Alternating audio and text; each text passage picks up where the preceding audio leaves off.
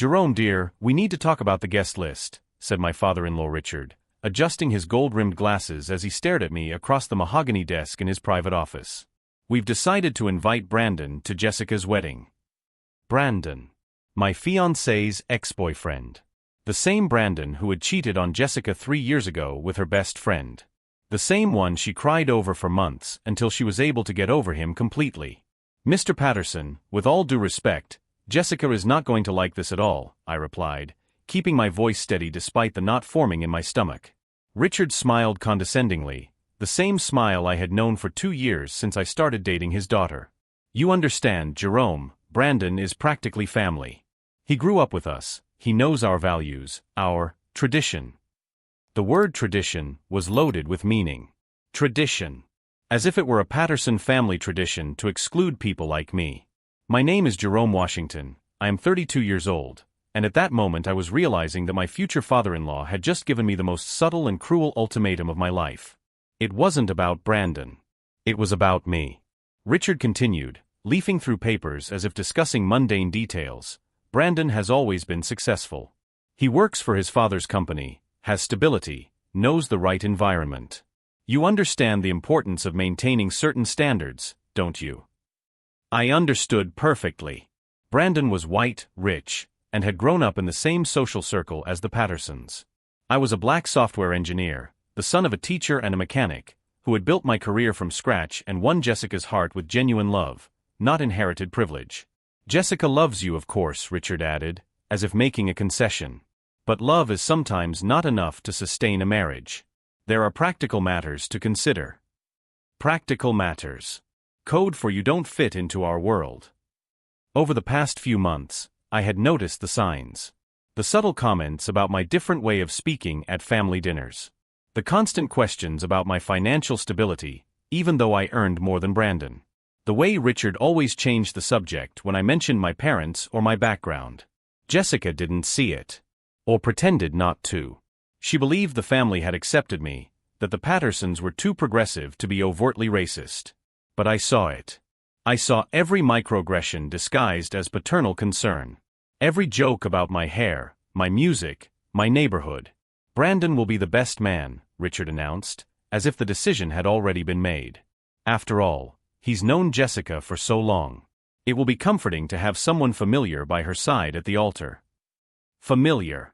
Someone who looked like them. I stood up slowly, adjusting the suit I had bought especially for this meeting. Richard expected an outburst, an emotional reaction that would confirm his prejudices about my temperament. Instead, I smiled. "You're right about one thing, Mr. Patterson. Family traditions are really important," I said, extending my hand to shake his. "And sometimes we need to create new traditions to honor the old ones." Richard frowned, clearly confused by my calm reaction. He shook my hand hesitantly, trying to figure out whether he had won or lost this battle. What he didn't know was that I had already started my move 3 months ago, when I intercepted his first phone conversation with Brandon about solving the Jerome problem. He also didn't know that I had recorded our conversation today on my smartwatch. And he definitely didn't imagine that his family tradition was about to cost him much more than he could ever afford. As I left the office, I heard Richard calling someone on the phone. Problem solved. The kid took it well. If this story of family discrimination touched you, don't forget to subscribe to the channel to follow how a simple family meeting would turn into the most expensive turnaround in Richard Patterson's life. Because while he was celebrating his temporary victory, I was already in the parking lot making the call that would change everything. The call was to Marcus Thompson, my college mentor and current director of acquisitions at Blackstone Capital, one of the largest investment firms in the country. "Jerome? I thought you were in the pre-wedding period. Is everything okay?" "Marcus, remember that conversation we had about Patterson Holdings 6 months ago? About how they were vulnerable to a hostile takeover?" Silence on the other end. Marcus was always perceptive. What has Richard done this time? Over the past 3 months, since I intercepted Richard's first phone conversation planning to solve the Jerome problem, I began discreetly investigating the Patterson family business. Patterson Holdings was a mid-sized construction company specializing in luxury residential complexes. Richard Patterson had inherited the company from his father in the 1990s, when it was worth about $5 million. Today, Thanks to rapid gentrification and some suspicious government contracts, it was worth approximately $85 million. But Richard had a problem. His ego was bigger than his competence. Over the past 2 years, he had expanded aggressively, taking on huge debts to finance 3 simultaneous projects. Projects that depended on municipal approvals he had not yet obtained, contracts with international investors who were beginning to question his methods, and impossible schedules that were already showing significant delays. He just gave me the final ultimatum, I explained to Marcus. Brandon Walsh will be the best man at my wedding. The same Brandon who cheated on Jessica and whom Richard has always preferred because he is white, rich, and knows the family traditions. Marcus sighed heavily. This isn't about tradition, Jerome. It's about racial control disguised as family concern. I knew it. I always knew it. Richard Patterson had never accepted me as his son-in-law. For 2 years, he tolerated our relationship because Jessica was stubborn and he needed to keep up appearances as a progressive father.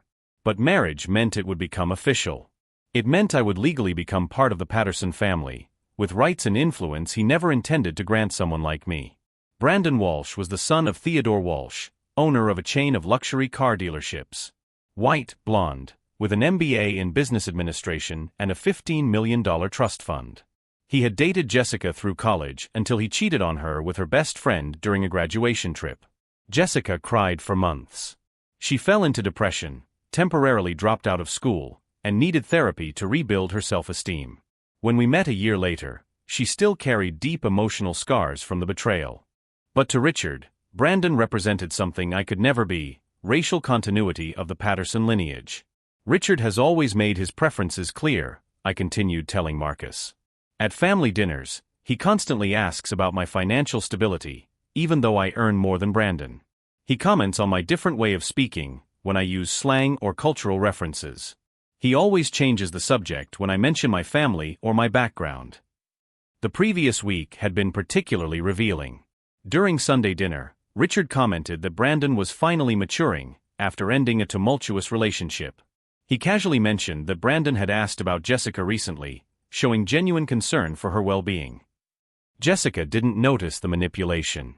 Or she pretended not to notice. Do you think Jessica is being manipulated or is she complicit? Marcus asked, reading my mind. It was the question that had been tormenting me for months. Jessica Patterson was a corporate lawyer, a Harvard graduate, intelligent and successful. It was impossible for her not to notice her father's subtle racist comments, the constant microaggressions, the way he always tried to diminish my presence. But she had grown up in a bubble of privilege where systemic racism was invisible, where discrimination manifested itself through legitimate concerns and family traditions, where people like Richard never saw themselves as racist because they never used explicit insults or physical violence. She genuinely believes she's managed to change his mindset, I replied. She thinks he accepts me because he stopped making overt comments after she confronted him last year. What Jessica didn't know was that Richard had only become more sophisticated in his methods.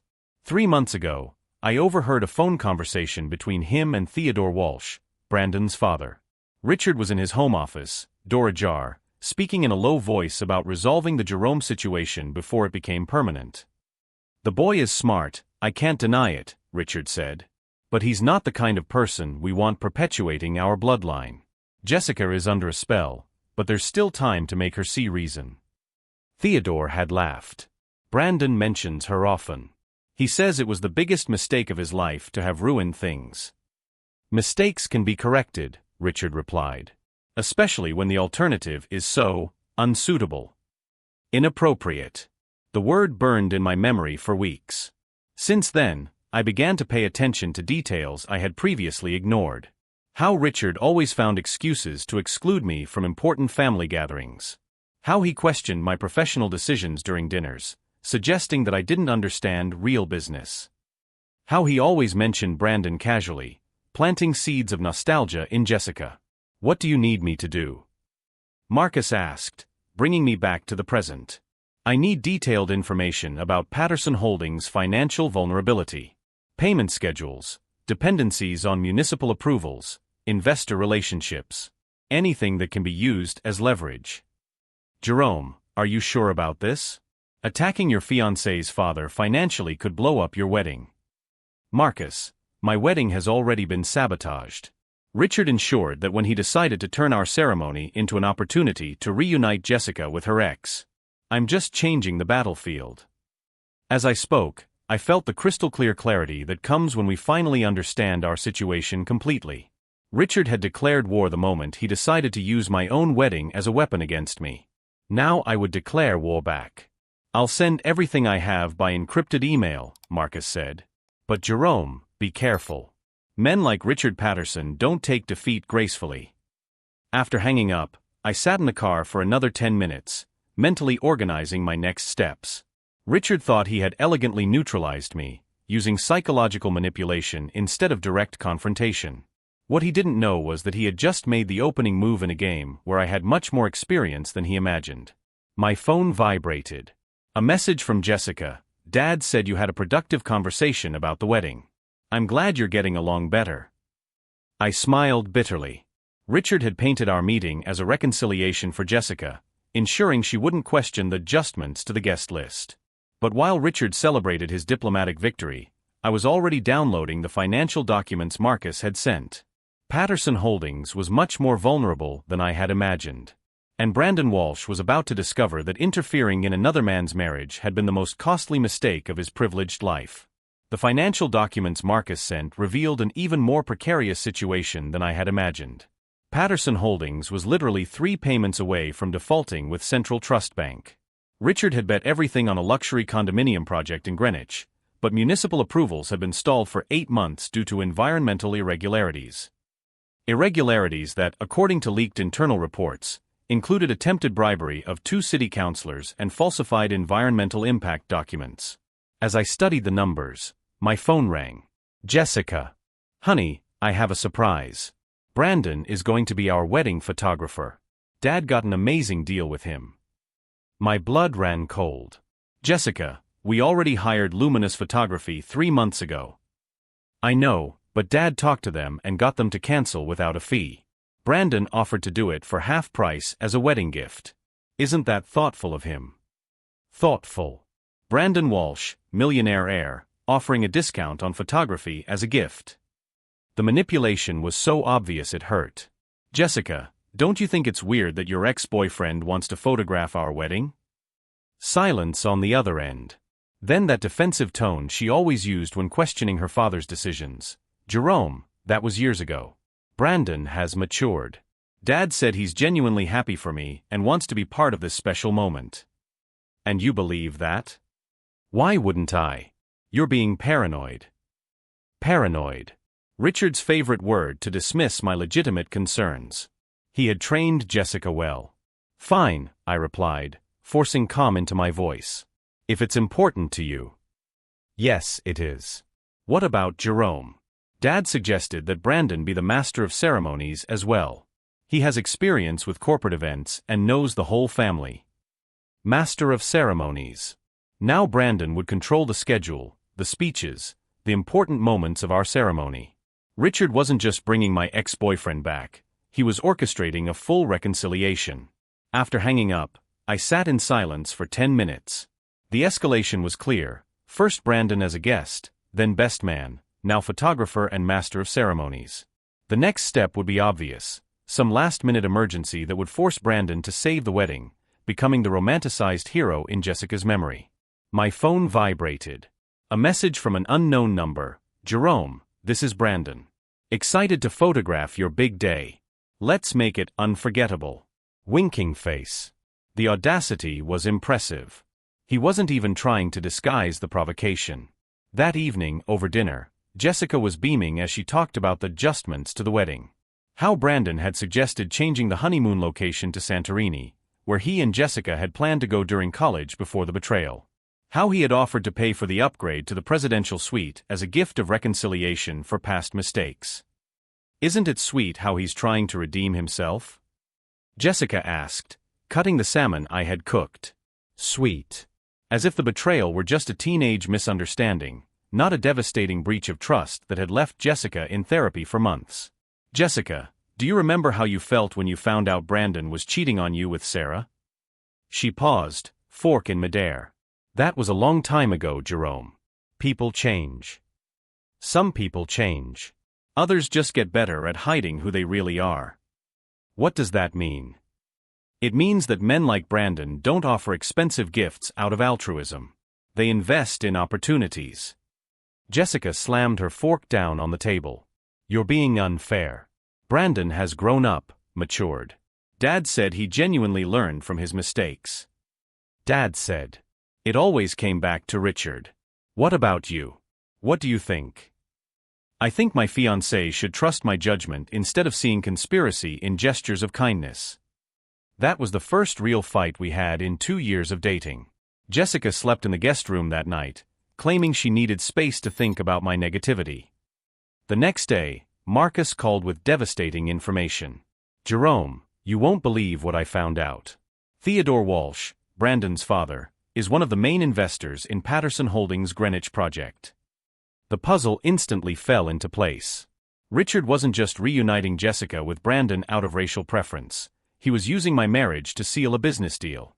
If Jessica reconciled with Brandon, the Walshes would maintain their investment, saving Patterson Holdings from bankruptcy. I was the obstacle between Richard and the company's financial survival. There's more, Marcus continued.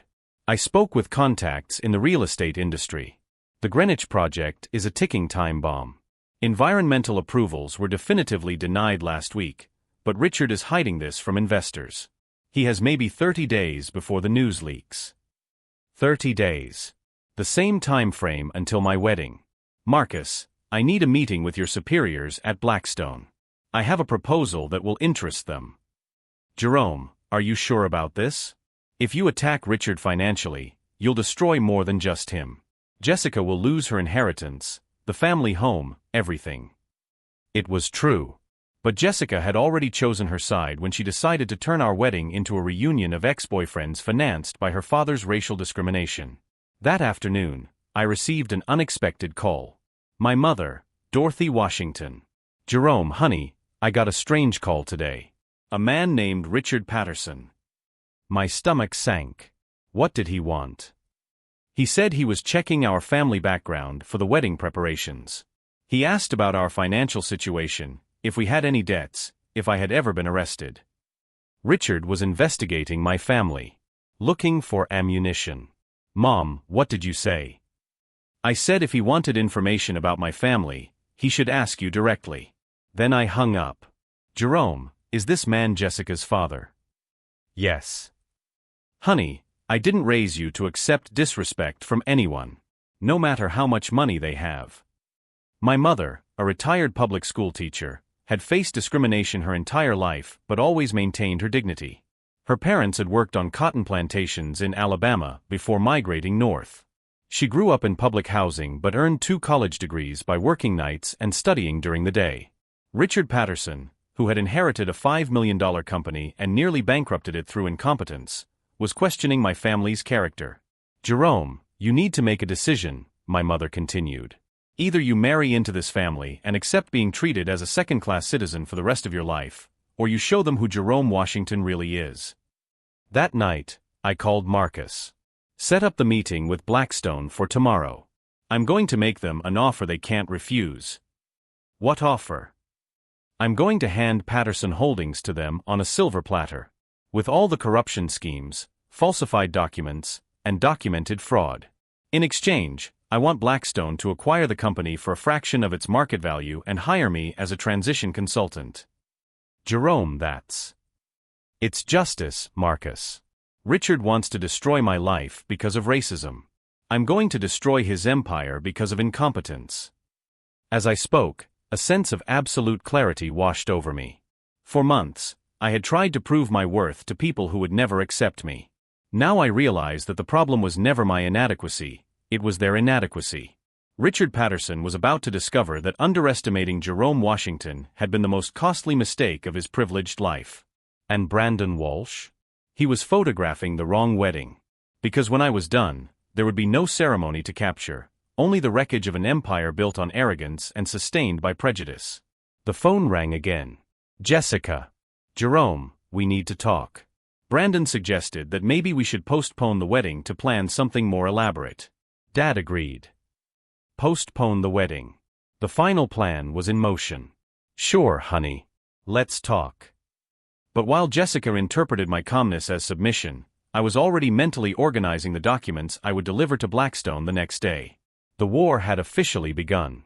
And Jerome Washington never lost a war he didn't start. The meeting at Blackstone Capital took place in a conference room on the 47th floor, with a panoramic view of Manhattan. Marcus was by my side when I presented the Patterson Holdings case to 3 senior directors of the firm. Gentlemen, I have a unique opportunity, I began, distributing the dossiers I had prepared during the night. Patterson Holdings, valued at $85 million, can be acquired for approximately $15 million due to a series of impending scandals that only I know how to document. David Chun, director of hostile takeovers, leafed through the documents with growing interest. Bribery of city council members, falsified environmental documents, investor fraud. This is substantial, Jerome. But why did you bring this to us instead of going straight to the FBI? Because the FBI would result in Richard Patterson's arrest. I want something more educational. I explained my proposal. Blackstone would acquire Patterson Holdings through a series of legal maneuvers that would exploit the company's financial vulnerabilities. Richard would lose everything but remain free to rebuild his life with humility.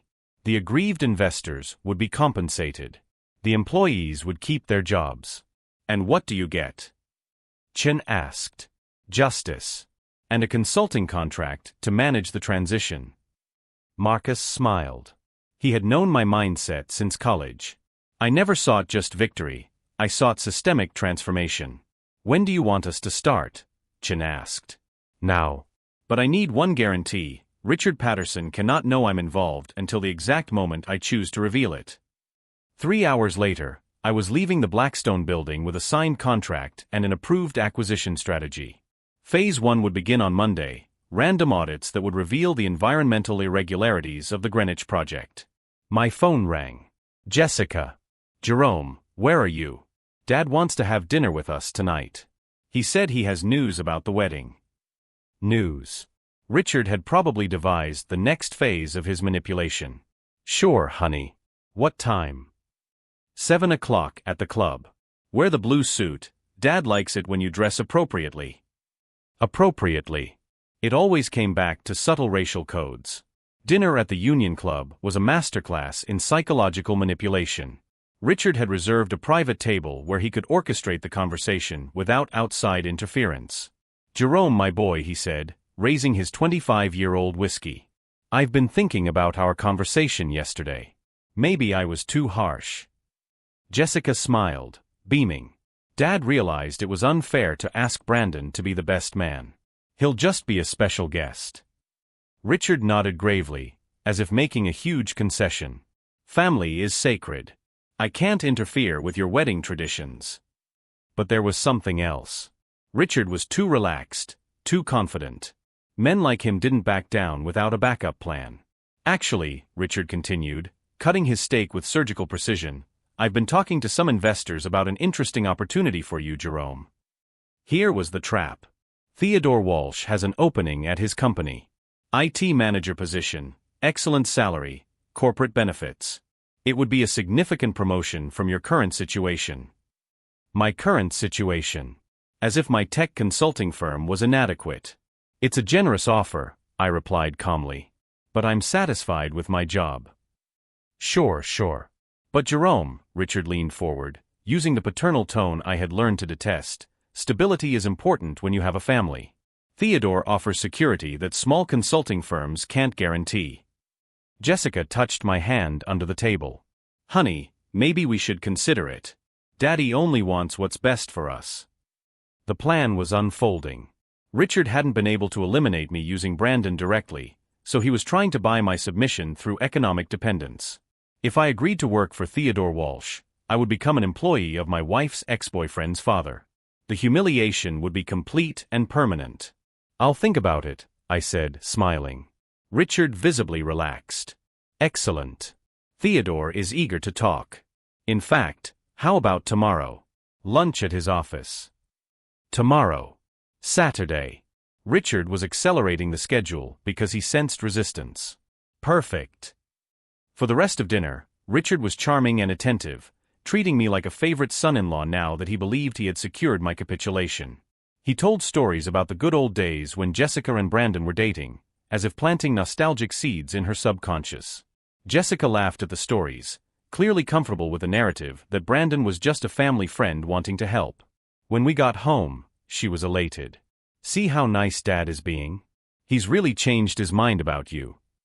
"It seems that way. And the job offer is incredible. Theodore Walsh is a millionaire, Jerome. Working for him would be a huge upgrade." Upgrade. As if my professional identity were obsolete. That night, while Jessica slept, I received the call I had been waiting for.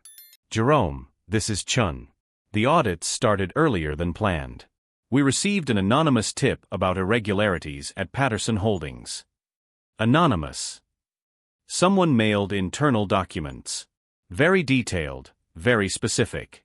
We had to act immediately. I smiled in the dark. Richard had enemies within his own company. Employees who witnessed the bribes, assistants who had been forced to falsify documents, smaller partners who had been deceived during the process. What's the timeline now? Monday morning, federal auditors will show up at the Patterson Holdings office. By Wednesday, we'll have enough evidence to justify an emergency takeover. Richard Patterson will be ruined before the end of the week. And the employees? Protected. We have a retention plan for everyone who wasn't involved in the fraud. Perfect. Justice without unnecessary carnage. On Saturday morning, I drove to Theodore Walsh's office on Long Island. The building was a glass and steel fortress, designed to intimidate visitors and impress clients. Theodore welcomed me into his presidential office, decorated with golf trophies and photographs with local politicians. He was an older, more brutal version of Brandon. Platinum hair, perfect teeth, the kind of tan that comes from vacations at exclusive resorts. "Jerome, Richard has told me a lot about you." Firm handshake, calculated smile, instant assessment of my value as a subordinate. Sit down, sit down. Would you like coffee? Water? Champagne? Champagne. At 10 in the morning. To celebrate my surrender. Water is fine.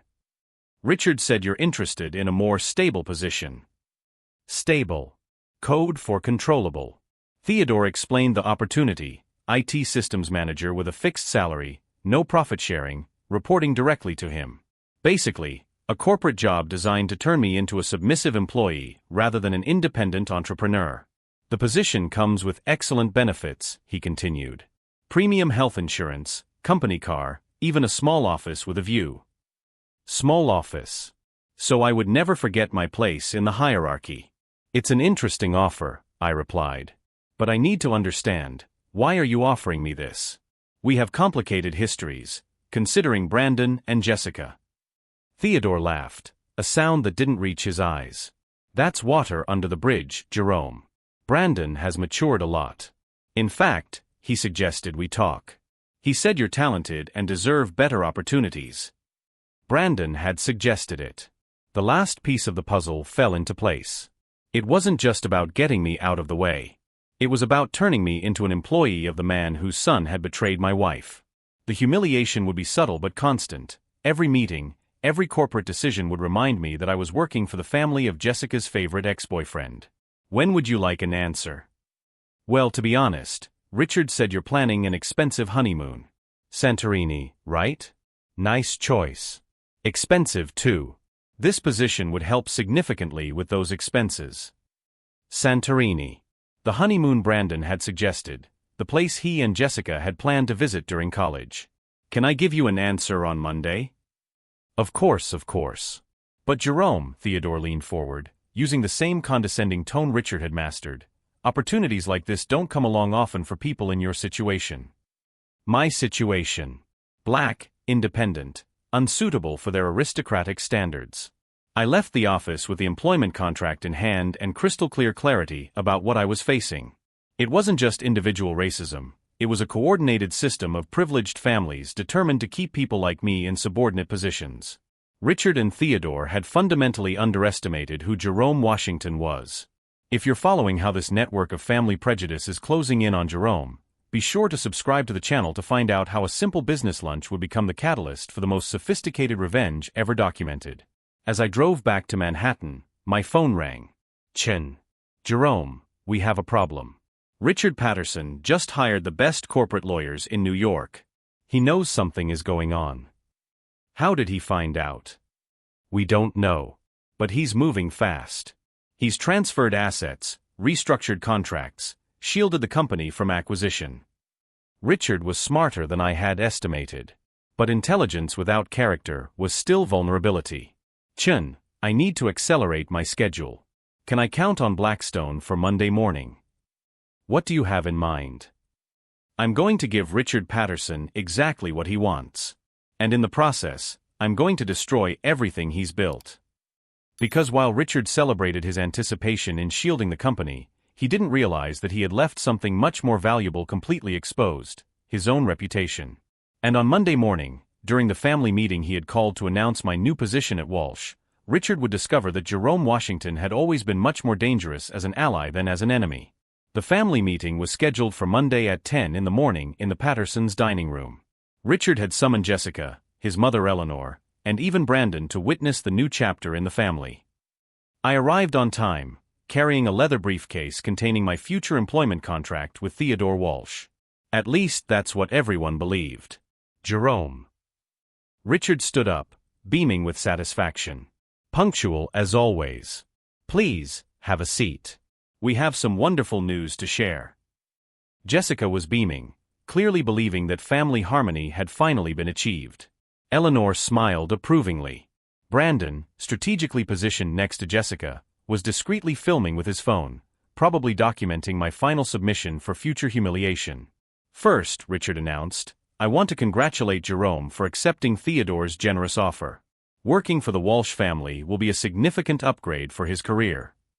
I nodded respectfully. Very generous indeed. And second, Richard continued, clearly savoring the moment, Brandon has kindly offered to organize a farewell party for your consulting firm.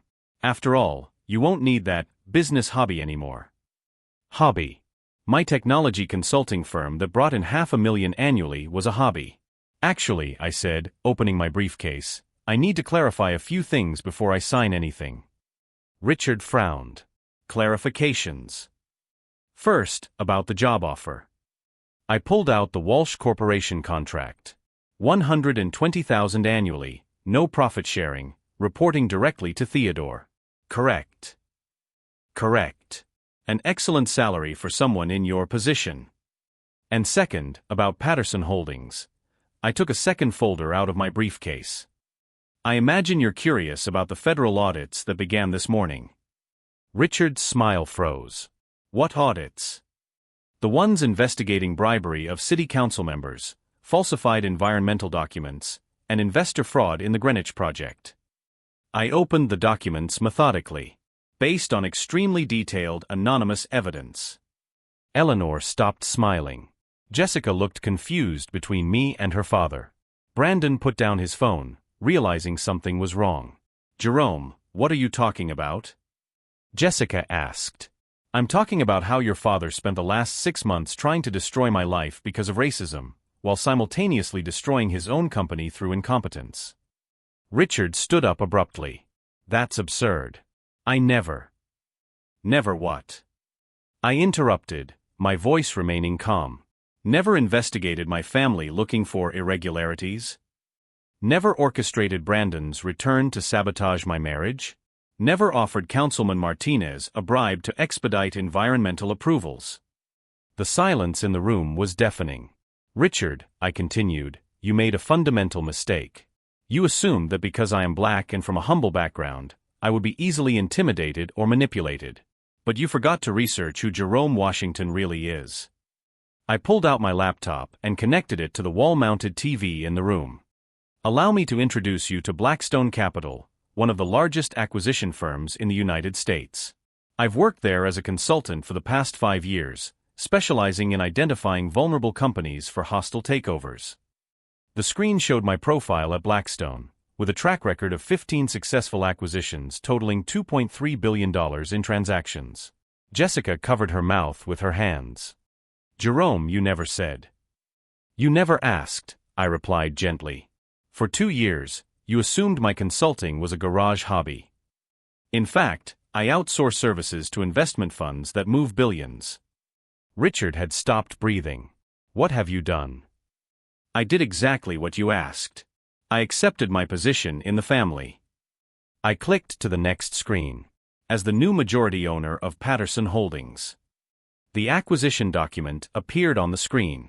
Blackstone Capital had acquired 87% of Patterson Holdings shares for $23 million, a fraction of the market value, made possible only by legal irregularities uncovered in the audits.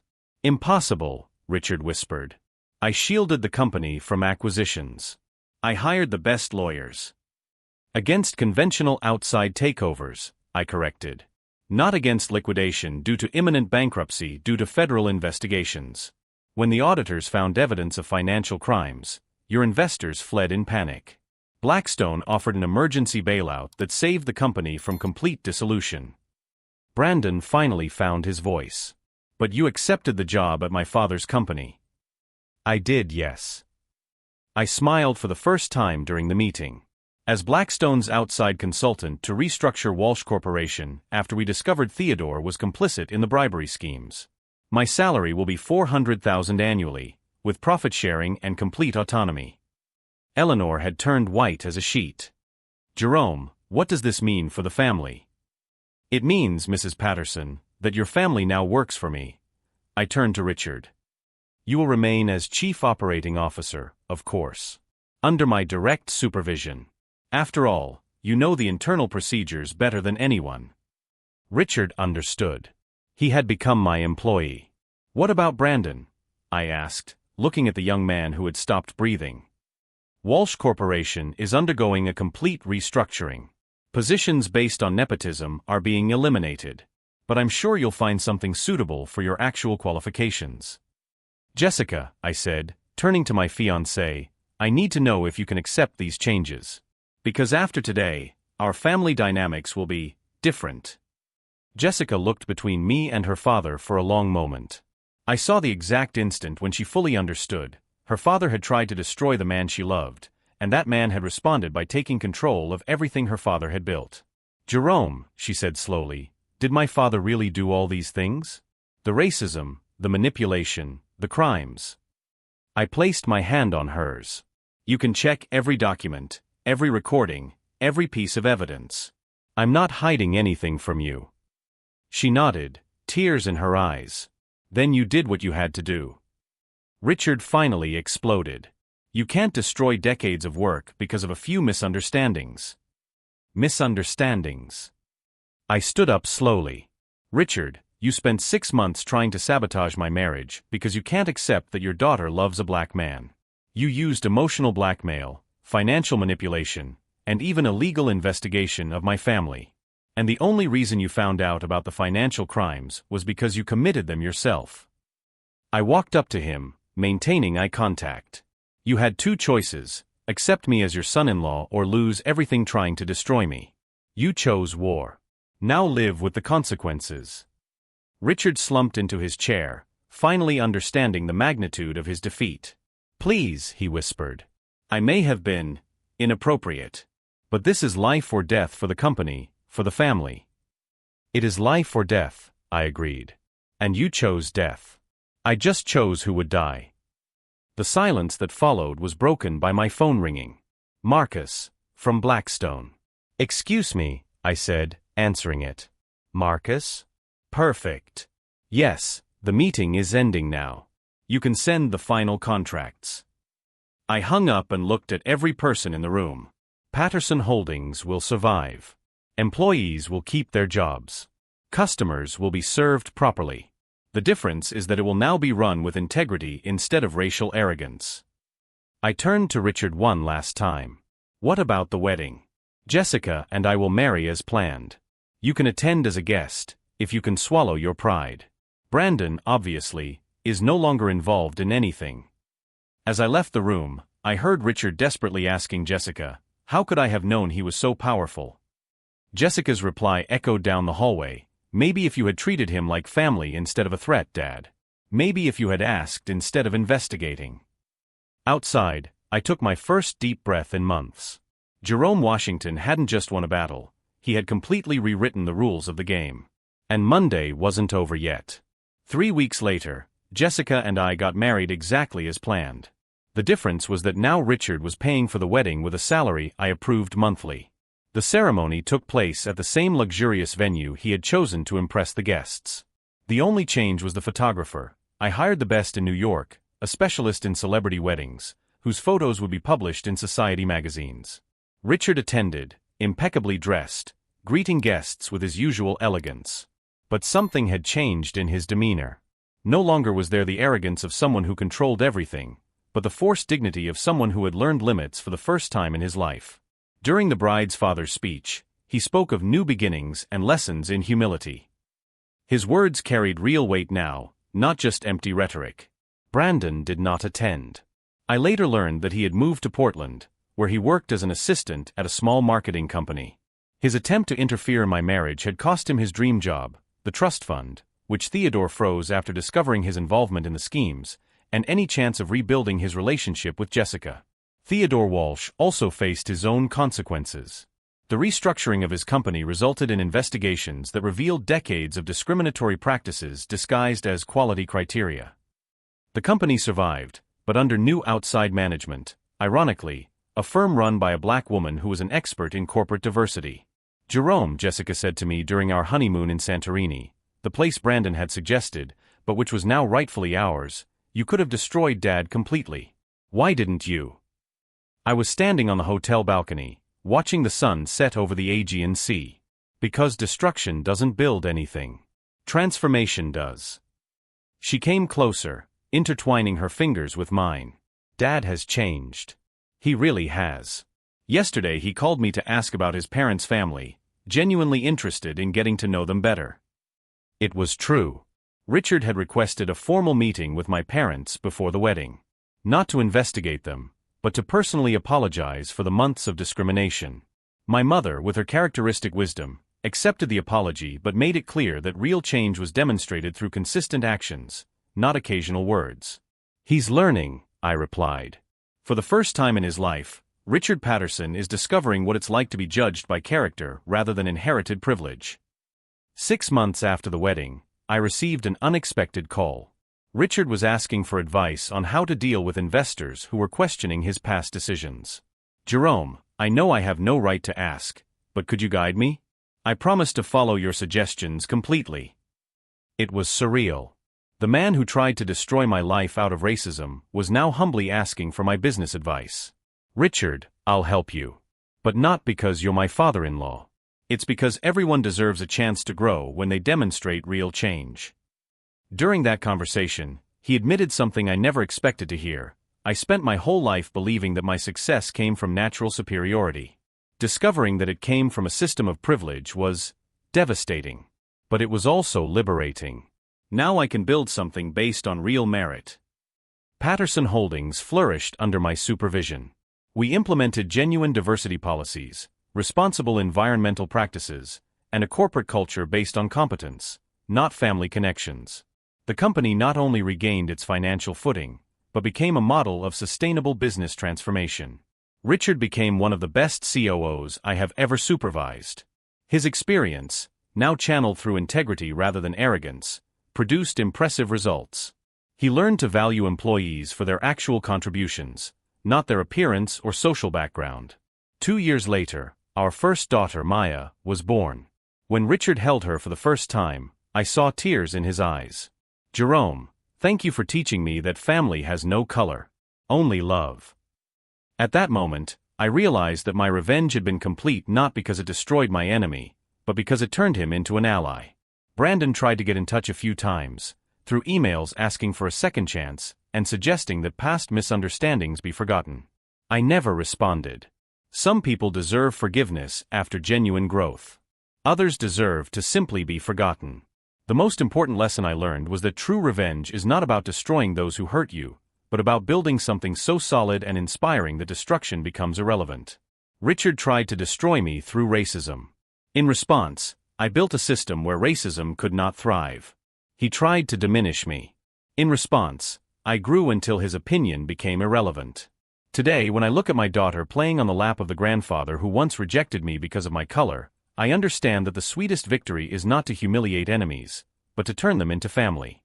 If this story of transformation through dignity has touched your heart, subscribe to the channel for more stories of people who chose to build bridges instead of burning bridges. Because in the end, Jerome Washington didn't destroy the Patterson Empire, he rebuilt it on foundations of mutual respect instead of racial privilege.